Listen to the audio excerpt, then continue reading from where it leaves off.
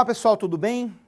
Bom, agora a gente vai falar de um assunto aí da mecânica, um assunto aí da parte de estática. Vamos falar sobre momento de uma força. Então, antes da gente ver como calcula, etc e tal, primeiro eu queria falar para vocês o que é momento de uma força.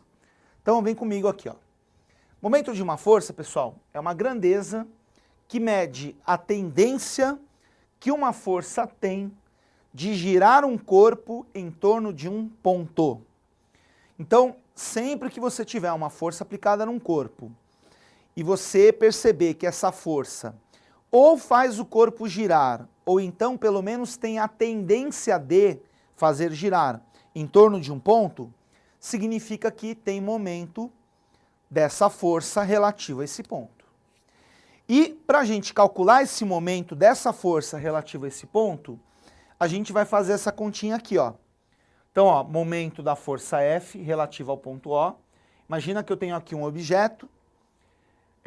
Aqui é o meu polo, a gente chama de polo, é o ponto O, polo ou origem. E ó, gente, só para você entender, é como se eu tivesse batido um preguinho nesse ponto, tá? Não que eu tenha necessariamente que fazer isso, mas é como se eu tivesse feito. Momento da força F em relação ao ponto O, né? Então eu vou ver o quanto, né, essa força faz o corpo girar em torno do ponto O. Eu faço essa continha aqui, ó, F vezes B. Então F é o valor da força que você está calculando o momento em relação a ela. E B, pessoal, é essa distância aqui, que é o que nós chamamos de braço do momento. Então essa é uma definição bem importante. O que é braço do momento? Braço do momento é a distância entre o polo e a reta que contém a força F. Lembrando que quando você pega a distância entre um ponto e uma reta, é sempre a menor distância. Então como é que você faz? Pega a reta que contém a força F, traça uma perpendicular a essa reta que passa pelo ponto. Essa distância é a menor distância, é o quê? O braço do momento. Tudo bem? Bom, no caso aqui, pessoal, essa força vai fazer o objeto girar em relação ao ponto O para que lado? No caso, nesse sentido aqui, que é o sentido, isso aí, horário, tá? Normalmente, pessoal, a gente indica sentido usando o sinal, tá?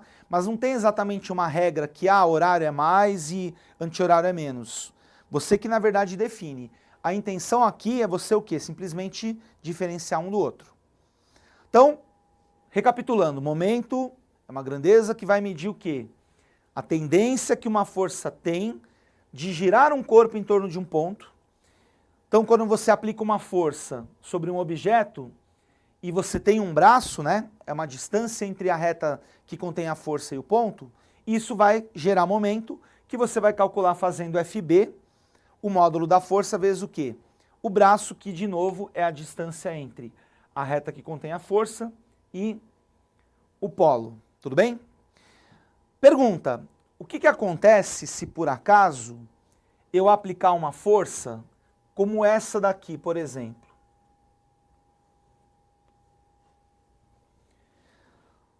Perceba que essa força, a reta que contém essa força, passa exatamente onde está o polo. Eu pergunto, gente, ela vai fazer o corpo girar em torno desse ponto? Não, então aqui o momento é zero. Por quê? Porque não tem braço. Bom, agora que você já sabe o que é momento e você já sabe como calcular, vou pegar alguns exemplos práticos aí do dia a dia, tá? Que aliás é uma coisa que é bastante cobrada aí em provas hoje em dia, vestibulares, Enem e afins. Então, por exemplo, pega uma maçaneta de uma porta, tá? Não sei se vocês já perceberam que quando você vai abrir uma porta, às vezes acontece, né, de cair a maçaneta e fica só aquela pontinha lá. Luciano, já aconteceu com você isso aí? Você vai abrir a porta, cai uma... Nossa, pior ainda, né? O que acontece? Fica só o pininho lá. Dá até para abrir, pessoal, só que você vai ter que fazer o quê? Uma força violenta. Por quê? A ideia da maçaneta, né, faz esse movimento aqui, né? Você aplica a força aqui para ela girar em torno desse ponto. O que acontece? Você tem um braço aqui, tá? Para você abrir a maçaneta, você precisa girá-la. Se você precisa girá-la, você precisa ter um momento. Olhando para essa expressão, o que, que a gente percebe?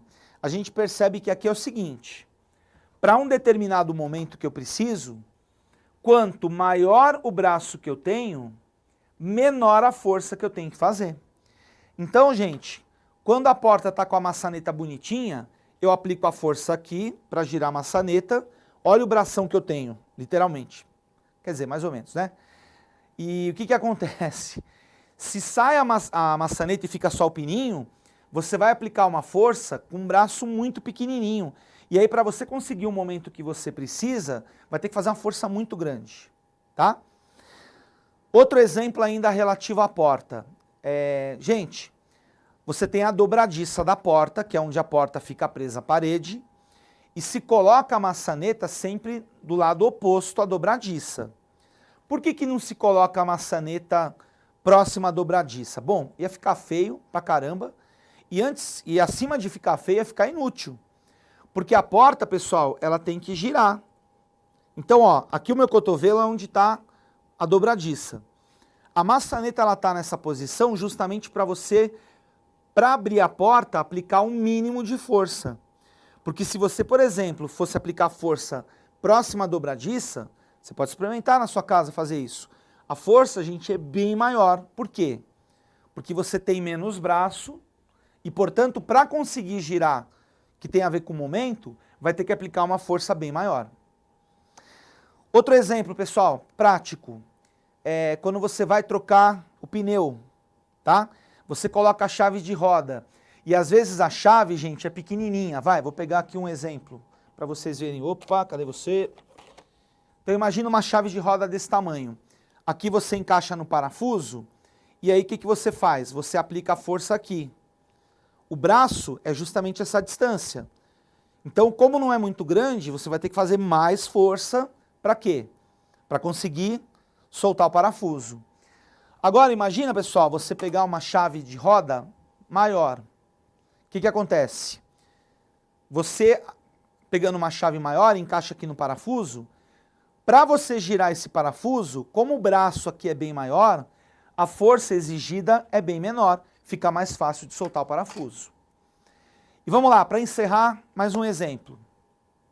Imagina um carro, sem direção hidráulica.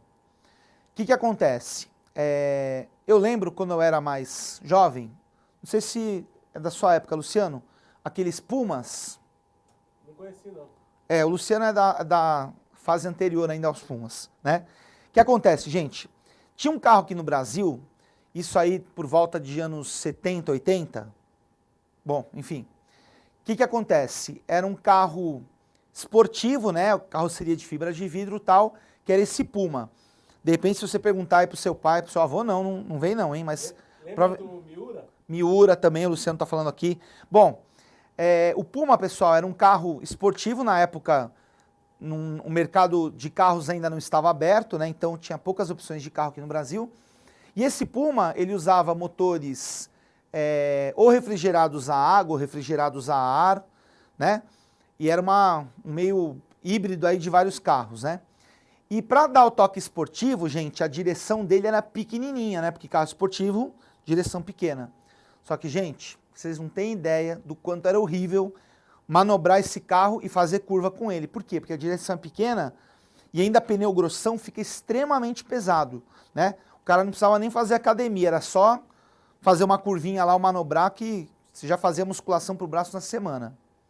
Por quê? A direção era pequena. Gente, para virar a direção, você precisa de momento. Como o braço era pequeno, o braço, no caso, é o próprio raio da direção. O que você tinha que fazer grande? A força, tá certo?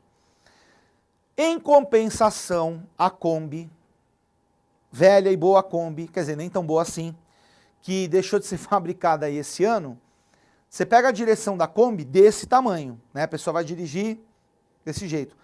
Gente, mesmo não tendo direção hidráulica, é uma direção relativamente mais fácil de girar. Por quê? Porque você tem um raio maior e aí para conseguir girar, tendo o braço maior, que no caso é o próprio raio, você tem que aplicar uma força bem menor. Então, é importante aí ter em mente, né, pessoal, na cabeça, esses exemplos. Coisas que você está girando, a ideia é, quanto maior o braço que você pega, menos força você precisa fazer. Mas se você pegar um braço pequenininho, você também consegue girar, mas aplicando uma força bem maior. Beleza? Espero que você tenha aprendido. Até a próxima. Tchau, obrigado.